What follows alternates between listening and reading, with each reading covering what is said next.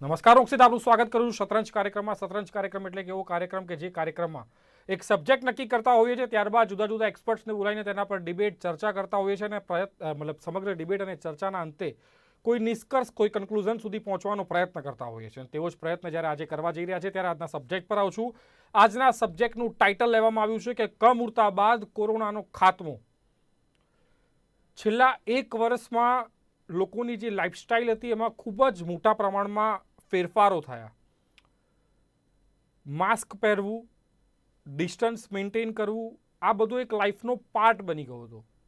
હવે છેલ્લા લગભગ 9 થી 10 મહિનાથી સમગ્ર વિશ્વ જેની રાહ જોઈ રહ્યું હતું કે એક ટીકો આવે, એક વેક્સિન આવે કે જેના પછી પહેલાંની જે જિંદગી હતી એ ક્યાંક પાછી મળી જાય.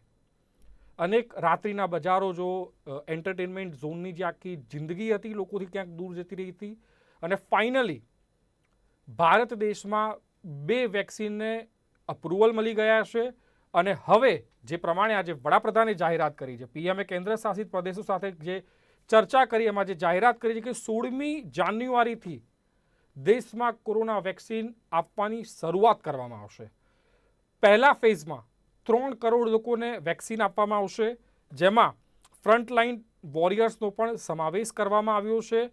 એટલે એક શરૂઆત થઈ ગઈ છે અને હાલાકી એ શરૂઆત પણ કમૂરતા પછી થઈ રહી છે. એટલે આશા રાખીએ કે આ વેક્સિન કારગર નીવડે અને નીવડશે જ એવી આશા પોઝિટિવલી વિચારીએ અને આપણા દેશમાંથી કોરોના નામશેષ થઈ જશે. આજ અંગે ચર્ચા કરવાની છે. મારી જોડે જોડાયા છે ડૉક્ટર સંકેત માકડ કે જેઓ ઇન્ફેક્શન સ્પેશિયાલિસ્ટ છે અને સાથે જ ડૉક્ટર કમલેશ રાજગોર કે જેઓ બીજેપીને રિપ્રેઝેન્ટ કરશે, બીજેપીના નેતા છે. આપ બંનેનું સ્વાગત છે.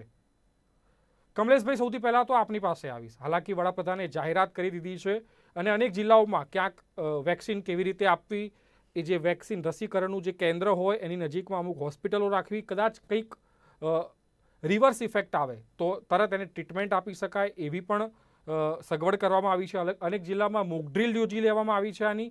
એટલે ક્યાંક તંત્ર દ્વારા તૈયારીઓ કરી લેવામાં આવી છે વેક્સિનેશનને લઈ. અને ગુજરાત સરકારના નાયબ મુખ્યપ્રધાને પણ ક્યાંક જાહેરાત કરી હતી કે ગુજરાત એગ્રેસિવ છે, જે બેઝિક ઇન્ફ્રાસ્ટ્રક્ચર જોઈએ વેક્સિન આપવા માટે એ તૈયાર થઈ ચૂક્યું છે. બસ ફક્ત વેક્સિન આવે અને આપવા માટેની રાહ જોવાઈ રહી છે. કમલેશભાઈ, કેવા પ્રકારની હજુ ડિટેલમાં આપની પાસે જાણકારી માંગીશ કે કેવા પ્રકારની વ્યવસ્થા ગુજરાતમાં કરાઈ છે? નહીં, ચોક્કસ આપના માધ્યમથી, આપના ટીવીના માધ્યમથી, એટલે આપણી ચેનલના માધ્યમથી હું સ્પષ્ટ કહું છું અને અભિનંદન આપું છું માત્ર ભારત સરકાર અને ગુજરાત સરકાર કે ભારત સરકારે જેવી પણ જાહેરાત કરી 14 તારીખ એટલે પરમ દિવસે એવું જાહેરાત કરી કે આપણે એક આખા દેશની અંદર મોક ડ્રીલ અથવા તો રન ડ્રાઈવ કેવી રીતે વેક્સિન આપવાની છે ને એક પ્રાથમિક તબક્કે વેક્સિન વગર મોક ડ્રીલ જેમ કરતા હોઈએ છીએ એવી રીતે ડ્રાય રન કર્યો. અને આખા દેશની અંદર ડ્રાય રન કર્યા પછી આજે પ્રધાનમંત્રી શ્રી, આપણા જે યશસ્વી પ્રધાનમંત્રી આદરણીય શ્રી નરેન્દ્રભાઈ મોદી છે, એમણે કીધું કે 14 તારીખ નહીં પણ 16 તારીખથી દરેક રાજ્યની અંદર રસી આપવાની શરૂઆત થઈ જશે. અને એને તરત જ આવકારીને આપણા જે સંવેદનશીલ મુખ્યમંત્રી છે વિજયભાઈ રૂપાણી, એમણે એ સ્વીકારીને તરત જ આયોજન ગોઠવી દીધું અને નક્કી કરી દેવામાં આવ્યું છે ગુજરાત રાજ્યની અંદર કે 16 તારીખથી પ્રથમ તબક્કાની જે રસી આપવાની છે એ આપવાની શરૂ થઈ જશે. આ રસીના અનુસંધાનની અંદર આદરણીય વિજયભાઈ રૂપાણીએ જે બી તૈયારી કરવી હતી એ પહેલેથી તૈયારીઓ કરી દીધી હતી અને આરોગ્ય મંત્રી શ્રી નીતિનભાઈએ પણ કહ્યું હતું. એ જ રીતે હું તમને આગળ દબાવતા એવું કહીશ કે જે આપણા જે ગુજરાતના 33 જિલ્લાઓ છે એમાં 248 તાલુકાઓ છે. આ 248 તાલુકાઓને 26 ઝોનમાં ડિવાઈડ કરી દેવામાં આવ્યા છે અને દરેક ઝોનની અંદર 3 સેન્ટર, એવા 3 સેન્ટરની અંદર રસી આપવાના કેન્દ્રો થશે. ધારો કે અર્બન કેન્દ્રો હોય આપણા અહીં આગળ, તો એક અર્બન કેન્દ્રની અંદર 4 કેન્દ્રો થશે.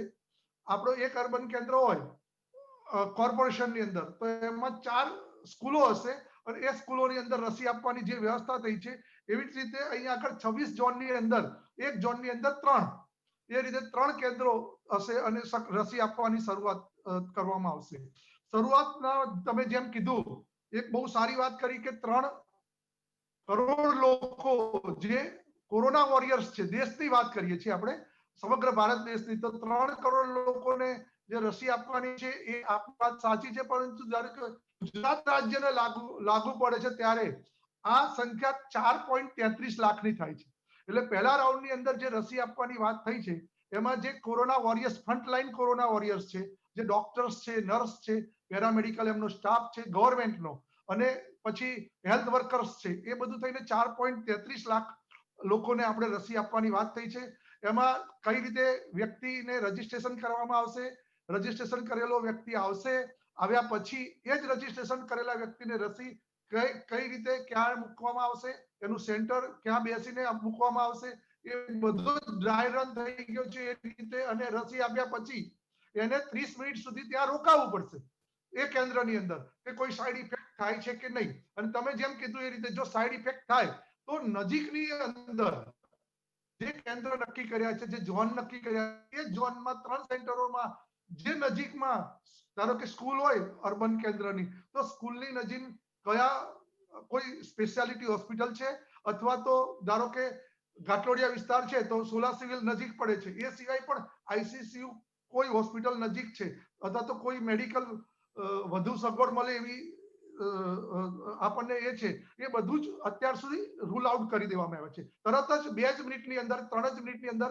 એ ધારો કે કોઈ કોમ્પ્લિકેશન થાય, આમ તો જો જે રીતે ટ્રાયલ રન થયા છે એમાં 1000 રસી પહેલા મૂકવામાં આવી છે, 300 ને બીજી ટ્રાયલ પણ આપવામાં આવી છે, એમાં કોઈ પણ એવું કોમ્પ્લિકેશન થયું નથી, એનાફાઇલેટિક શોક કોઈને આવ્યો નથી, ગુજરાતની હું વાત કરું છું ત્યાં સુધી, અને એવું કોઈ રિએક્શન પણ આવ્યું નથી. એટલે એવું થવાનો કોઈ સંભાવના નથી, છતાં પણ તકેદારીના ભાગરૂપે આવી એક તકેદારી રાખી છે કે જે ઝડપથી 3જી થી 5 મિનિટે એ પેશન્ટ અથવા જેને રસી મુકાવી છે એ વ્યક્તિ ત્યાં કેન્દ્રમાં કેન્દ્રથી સીધું જ આઈસીયુ ની અંદર અથવા તો નજીકના કેન્દ્રના મેડિકલ ઓફિસર જોડે પહોંચી જાય, જે એમડી ક્વોલિફાઈડ ડોક્ટર હોય અને એને પ્રાથમિક સારવાર આપે.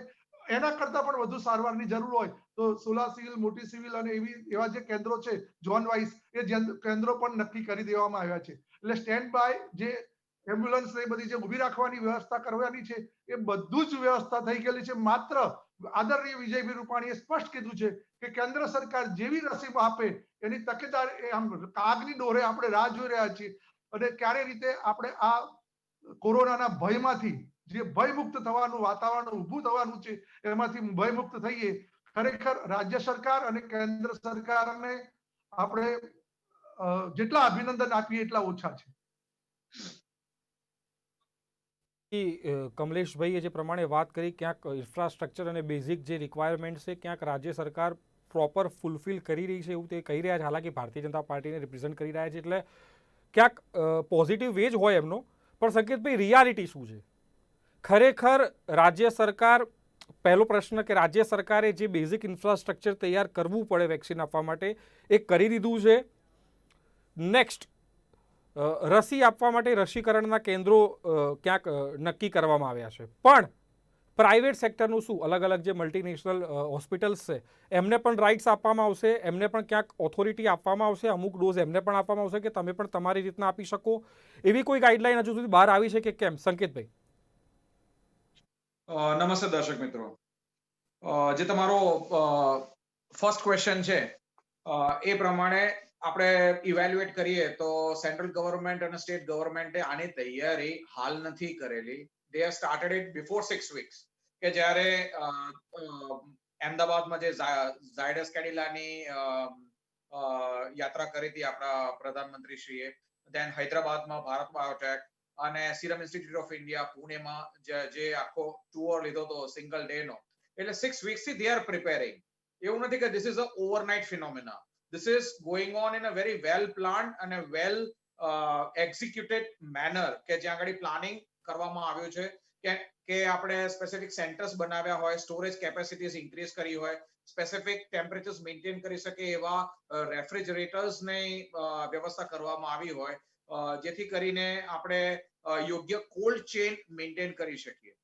બીજી અગત્યની બાબત એ છે કે આ જે બંને વેક્સિન્સ છે, જે કોવિશિલ્ડ વેક્સિન અને કોવેક્સિન, એ બંનેના phase 1, phase 2, phase 3 trials conduct કરવામાં આવ્યા છે. એમાં પર્ટિક્યુલરલી કોવિશિલ્ડનું જે સિરમ ઇન્સ્ટિટ્યૂટ ઓફ ઇન્ડિયા છે, Serum Institute of India again is almost like the pharmacy of the world. Bharat દેશ is pharmacy of the world. And vaccine મેન્યુફેક્ચરિંગમાં આપણો દેશ સૌથી આગળ આવે છે. 60% of the vaccines of the entire developing world are supplied by India. એટલે એ ધ્યાનમાં રાખીને જે કોવિશિલ્ડ ના phase 1, phase 2, phase 3 trials conduct કરવામાં આવ્યા છે, બાય એન્ડ લાર્જ સેફ રહી છે. કોઈ પણ વેક્સિન આપણે જોઈએ તેમાં બે વસ્તુનું અસેસમેન્ટ કરવામાં આવે છે, સેફટી અને એફિકસી. કેટલી સેફ છે વેક્સિન, સાઇડ ઇફેક્ટ છે કે નહીં, એ બહુ અગત્યની વસ્તુ છે. મામૂલી સાઇડ ઇફેક્ટ કે જે પેઇન થતું હોય ઇન્જેક્શન સાઇટ ઉપર, સાઇટ હેડેક થવો, માઇલ્ડ ફીવર આવો, એને માઇલ્ડ સાઇડ ઇફેક્ટ્સ કહેવામાં આવે છે. By and large Covishield safe રહેલી છે. બીજી બાબત એફિકસીની છે. એફિકસી કોવિશિલ્ડ વેક્સિનની 70.94% છે. એક રીઝનેબલ ઇનફ કહેવાય જે કોવિડ-19 ની એગ્રેસિવ નેચર અને ડિઝીઝ છે એના પ્રમાણે. બીજી છે ભારત બાયોટેકની કોવેક્સિન. કોવેક્સિન એક ઇનએક્ટિવેટેડ વેક્સિન છે. એનું phase 1, phase 2 trials around 800 volunteers ઉપર કરવામાં આવેલો છે. It is a pretty safe vaccine, કોઈ સાઇડ ઇફેક્ટ છે નહીં. જો કે નોંધપાત્ર બાબત એ છે કે ભારત બાયોટેકે આને રેસ્ટ્રિક્ટેડ એમરજન્સી યુઝ તરીકે માન્યતા મળવામાં આવી છે. એનો મતલબ એ છે કે જેને પણ કોવેક્સિન મળશે એ એઝ ગુડ એઝ ક્લિનિકલ ટ્રાયલમાં છે એ રીતે સ્થાપિત કરવામાં આવશે એ પર્ટિક્યુલર ઇન્ડિવિજ્યુઅલને. એટલે જો તમે કોવેક્સિન લો છો તો તમે ઓલમોસ્ટ ઇન ક્લિનિકલ ટ્રાયલ છો એવું જ માનવામાં આવશે. So it is under restricted medical emergency use. હવે જ્યાં સુધી પ્રશ્ન છે ડિસ્ટ્રીબ્યુશનનો, તો ડિસ્ટ્રીબ્યુશન માટે બી જે તૈયારીઓ કરવામાં આવી છે એ પણ એડિક્વેટ છે. આટલા ટૂંક સમયમાં આટલી સુધી પહોંચી વળવું, પર્ટિક્યુલરલી ઇનિશિયલ 3 crore પીપલ્સ કે જે હેલ્થકેર પર્સનલ છે, doctors, nurses, paramedical staff, frontline જે કોવિડ વોરિયર્સ છે, પોલીસમેન છે, એમને આઈ થિંક ઓફર કરવામાં આવવાની છે. ત્યારબાદ જે 50 યર્સથી વધારે જે સિનિયર સિટીઝન્સ છે કે જે કોમોર્બિડિટીઝ વાળા છે અને પર્ટિક્યુલર રિસ્ક વાળા છે તેમને ઇન્ક્લુડ કરવામાં આવશે. અને થર્ડ ફેઝમાં જે 50 યર્સથી ઓછા છે પણ તેમ છતાં કોમોર્બિડિટીઝ વાળા છે, જેવી કે ડાયાબિટીસ છે, ટ્રાન્સપ્લાન્ટના પેશન્ટ છે, બોન મેરો ટ્રાન્સપ્લાન્ટના પેશન્ટ છે, જેમની રોગ પ્રતિકારક શક્તિ ઓછી છે, પ્રાઇમરી લંગ ડિઝીઝ વાળા પેશન્ટ છે જે 50 થી ઓછા છે, તેમનો પણ સમાવેશ કરવામાં આવવાનો સંપૂર્ણપણે પ્લાનિંગ કરવામાં આવ્યું છે. એટલે all in all if you C આ બંને વેક્સિન કોવિશિલ્ડ અને કોવેક્સિન, જસ્ટ એક વસ્તુ એ બાબત છે કે કોવેક્સિનનો હજી સુધીમાં ફેઝ 3 એફિકસી ડેટા કંપનીએ ડિક્લેર નથી કર્યો, બટ આઈ હોપ સો ટૂંકમાં જ એ લોકો પબ્લિશ કરવાના છે પીયર રિવ્યુડ જર્નલ્સમાં. એટલે જે ડાઉટ છે રિગાર્ડિંગ ધેટ પાર્ટ એ પણ ક્લિયર થઈ જશે. મૂળ કે ક્યાંક મતલબ કેન્દ્ર સરકાર અને રાજ્ય સરકાર દ્વારા તો વેક્સિનનું ડિસ્ટ્રીબ્યુશન અને વેક્સિન આપવાની જે તૈયારીઓ છે કરી છે, પણ આ તો પહેલો ફેઝ છે 3 કરોડનો. પછી આવનારા ફેઝમાં ક્યાંક પ્રાઇવેટ હોસ્પિટલ છે કે પ્રાઇવેટ મેડિકલ શોપ છે, ત્યાં પણ આ વેક્સિન મળી રહેશે એવું કોઈ હજુ સુધી એવી કોઈ માહિતી બહાર આવી રહી છે? Coming to the second part of your question, જે સેકન્ડ પાર્ટ હતો તમારા ક્વેશ્ચનનો, હવે એ આસ્પેક્ટમાં આપણે જોઈએ તો આપણે ચર્ચા કરી કે જે 3 ફેઝીસમાં જે પ્રાયોરિટી વાઇઝ છે તેમને આ વેક્સિન આપવામાં આવવાની છે. હવે જ્યાં સુધી પ્રાઇવેટ સેક્ટરમાં અવેલેબિલિટીનો પ્રશ્ન છે, એ જો ઇફ આઈ કોટ આદર પૂનાવાલા, જે સિરમ ઇન્સ્ટિટ્યૂટ ઓફ ઇન્ડિયાના સીઈઓ છે, હી હેડ કોટેડ કે અરાઉન્ડ માર્ચના સ્ટાર્ટિંગમાં પ્રાઇવેટ ઇન્સ્ટિટ્યુશન્સમાં અવેલેબલ થઈ શકે છે at a price of close to 1000 rupees. એટલે જે કોવિશિલ્ડ વેક્સિન છે that might be available for private use in private hospitals at around 1000 rupees by the start of March. કમલેશભાઈ, મારો આપને સવાલ છે. હાલાકી કોરોનાના ટાઈમે જ્યારે કોરોના ચરમસીમાએ હતો ત્યારે ટોસિલિઝુમેબ અને એના જેવા ઇન્જેક્શનોના કાળાબજારી જોઈ આપણે. એ પછી પ્રવાસી ભારતીયોને રેલવેમાં મોકલવા માટે અનેક કૌભાંડ જોયા આપે કે ક્યાંક એવી પણ વાતો હતી કે કોર્પોરેટરની ભલામણ જોઈએ કે ધારાસભ્યની ભલામણ હોય તો તમારી ટિકિટ બુક થાય, એ જે બી કાળાબજારી થઈ. હવે આ વેક્સિન જ્યારે આપવાની છે, બહુ પોઝિટિવ બાબત છે, એટલે નેગેટિવ કદાચ ક્યાંક ના જવું જોઈએ, પણ તકેદારીના ભાગરૂપે સરકારની જવાબદારી કે ફરી આ વેક્સિનના ડિસ્ટ્રીબ્યુશનમાં કોઈ કાળાબજારી ન થાય, એના માટે શું પ્રિકોશન્સ લેવામાં આવ્યા છે? કમલેશભાઈ. ચોક્કસ બહુ જ મહત્વનો અને અતિ ગંભીર વિષય તમે આ ચર્ચા કરી છે. આના માટે સરકારે તકેદારીપૂર્વક એક એપ બનાવી છે, કોવી એપ. અને આ એપની અંદર રજીસ્ટ્રેશન થશે જે આપશે એને, અને પછી બી ધારો કે પ્રાઇવેટ સેક્ટરની અંદર પણ ધારો કે અત્યારે તો જેમ કીધું એમ કે 3 મહિના પછી એવું નથી, બીજા ફેઝની અંદર જેને આપવાનું થશે એ જો કેન્દ્ર લેવલે હું વિચાર કરું તો 27 કરોડ લોકોને, પહેલા 3 કરોડ લોકોને પહેલા ફેઝની અંદર, પણ 27 કરોડ લોકોને બીજા ફેઝમાં આપવાની રસી થશે. ત્યારે એક એપ નક્કી કરી છે, એપની અંદર એ વ્યક્તિનું રજીસ્ટ્રેશન થશે, એ વ્યક્તિ પ્રાઇવેટમાં પણ રસી અપાવશે તો ક્યાં આપશે, કેવી રીતે આપવામાં આવશે, કોણ આપશે અને કયા નંબરની રસી આપવામાં આવી છે, એ એપ ઉપર રજીસ્ટ્રેશન થયેલા વ્યક્તિને જ આપવામાં આવશે. એટલે જ્યાં સુધી રજીસ્ટ્રેશન, એટલે આખી આ એપની પ્રક્રિયા છે ને એ પણ અત્યારે તૈયાર થઈ રહી છે. એટલે કોઈ સંજોગોમાં કોઈ વ્યક્તિ ડુપ્લિકેટ રસી બનાવે તો એવો શક્ય જ નથી, પણ ડુપ્લિકેટ કામ અથવા તો જે વેક્સિન ચેનલાઇઝ ના થઈ અથવા તો કોલ્ડ સ્ટોરેજમાં સચવાઈ ના હોય એવી કોઈ વેક્સિન અપાઈ જાય તો પણ એ પણ શક્યતા નથી. અત્યારે હું તમને જણાવતા આનંદ થાય છે કે જે ધારો કે કેન્દ્ર સરકાર રાજ્ય સરકારને જ્યારે જથ્થો આપશે રસીનો, તો એ રસી એરપોર્ટ ઉપર ઉતર્યા પછી સીધી કેવી રીતે જ્યાં જ્યાં જે આપણે ચેન કોલ્ડ સ્ટોરેજ રાખ્યા છે ત્યાં કેવી રીતે જશે, ત્યાં કેટલું ટેમ્પરેચર રહેશે, ત્યાંથી શરૂ કરીને લોક એન્ડ કીમાં જે કેન્દ્રમાં મોકલવાના છે, આવવાના છે, એ ગણતરીના જથ્થા પ્રમાણે જ જવાની છે. અને એ ગણતરીમાં ધારો કે એક દિવસમાં એક કેન્દ્રની અંદર 100 જ રસી મૂકવાની, વધારે 200 ની મંજૂરી મળી છે, પરંતુ 100 રસીની જ અત્યારે આપણે શરૂઆત કરવાના છીએ. અને 100 રસી ધારો કે સિવિલ હોસ્પિટલની અંદર જે બીજું આપણું જે મોટી સિવિલની અંદર જે સેન્ટર છે ત્યાં કાલે ડ્રાય રન થયો, તો ડ્રાય રનની અંદર ત્યાંના જે સોલંકી સાહેબે આપણને માહિતી આપી એ પ્રમાણે આપણે સ્પષ્ટ કીધું કે પેશન્ટ ક્યાં આવશે, કેવી રીતે જશે, શું થશે, અને 100 માણસને રસી આપીશું. એનું પૂરેપૂરું રજીસ્ટ્રેશન થતું હોય છે. એટલે પેલા જે તમારી વાત સાચી છે કે આપણા દેશની અંદર આવું પણ લેભાગુ લોકો કરતા હોય છે, પરંતુ આ રસીના બાબતની અંદર કોઈ પણ સંજોગોમાં આવું થશે નહીં.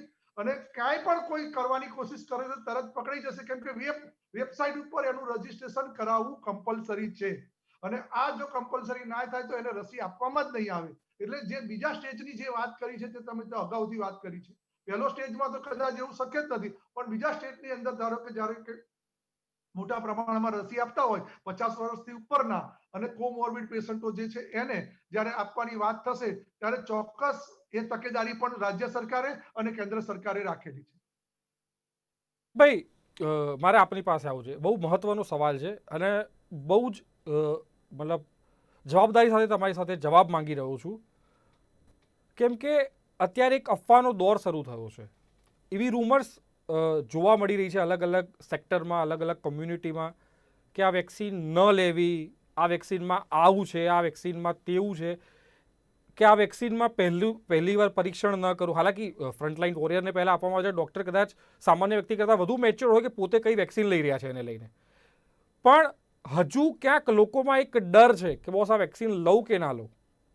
એ વિશે શું કહેશો આપ? આ ડર રાખવો જોઈએ લોકોએ કે ના રાખવો જોઈએ? સાથે એ પણ કહેવા માંગુ છું, હાલાકી યુએસમાં આપણે જોયું કે ત્યાંના પૂર્વ રાષ્ટ્રપતિઓ સામેથી બહાર આવ્યા અને પોતે વેક્સિન લીધી અને પછી લોકોને વિશ્વાસ ઊભો થયો, લોકોએ લીધી. એવી કોઈ પહેલ પણ કરવાની જરૂર છે. અનેક ફિલ્મ સ્ટાર છે, ક્રિકેટર છે, એ લોકોએ બહાર આવવાની જરૂર છે અને લોકોમાં એ વિશ્વાસ આવે કે બોસ આ વેક્સિન લેવી જ જોઈએ, ડરવાની જરૂર નથી. સંકેતભાઈ,